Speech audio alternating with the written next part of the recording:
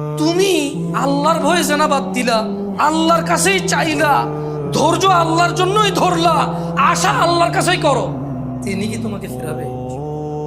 তিনি হচ্ছেন উনি যিনি ৯৯ জনকে হত্যা করার পর শুধু উনার কাছে শাস্তির ভয়ে আছে কিনা আমার মুক্তির উপায়, আমার কি ক্ষমা হবে, ক্ষমা কার থেকে? তাহলে ওই যে বনি ইসরায়েলের ঘটনা, ও ৯৯টা মানুষকে মারার পর কার কাছে ক্ষমার জন্য, ক্ষমা হবে কিনা ব্যাকুল হয়ে গেছে, কার কাছের জন্য? আল্লাহ থেকে। ওকে যাদেরকে মেরে ফেলছে তাদের কাছের জন্য। ও তো টেনশন করতেছে যে আমাকে কি মাফ করবে কেউ, আল্লাহ কি আসে যে আমাকে মাফ করবে, বা আমার কি ক্ষমা হবে? ৯৯টা মারার পরও কি ক্ষমা পাবো আমি? আল্লাহ কি ওর জন্য জমিনকে কাছে করে দেয় নাই?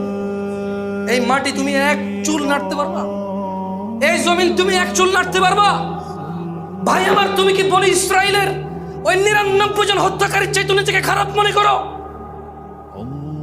কেন তুমি আল্লাহকে এত এত আল্লাহর বিষয় তোমার এত ধারণা খারাপ কেন? তিনি বলছেন লা তাকনাতু মির রাহমাতিল্লাহ, আল্লাহর দয়া থেকে নিরাশ হবা না। আল্লাহর দয়া থেকে নিরাশ হওয়াই গুনাহ। ইন্নাল্লাহা ইয়াগফিরুয যুনুবা জামিআ, আল্লাহ সমস্ত গুনাহ ক্ষমা করবে। ইন্নাহু হুয়াল গফুরুর রহিম, কারণ তিনি হচ্ছে ক্ষমাকারী, দয়ালু।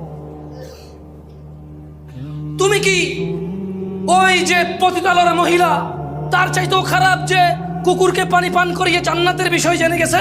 আমাদেরকে আল্লাহ নবী সাল্লাল্লাহু আলাইহি ওয়াসাল্লাম জানাইছে যার বিষয় যে সে জান্নাতে প্রবেশ করবে। সে কি ছিল? পতিতা। কি ছিল? কি ছিল?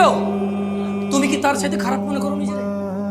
যে আল্লাহ পতিতা কুকুরকে পানি খাওয়াইলে সন্তুষ্ট হয়ে জান্নাত দেয়, যে আল্লাহ ৯৯ জন লোককে হত্যা করার পর যে বলছে ক্ষমা নাই তাকে হত্যা করছে, এরপরেও মনের ভিতরে কেমন জ্বালা যন্ত্রণা যে আমি কোথায় গেলে মাপ পাবো, কেমনে আমি মাপ পাবো, এই যে মনের ওর এই যে দ্বিধা দ্বন্দ্ব যে আছে, তো একজন বিচার করে ফেলবে, মাপ না পেলে কি হবে, কে করবে মাপ? আল্লাহ তার জন্য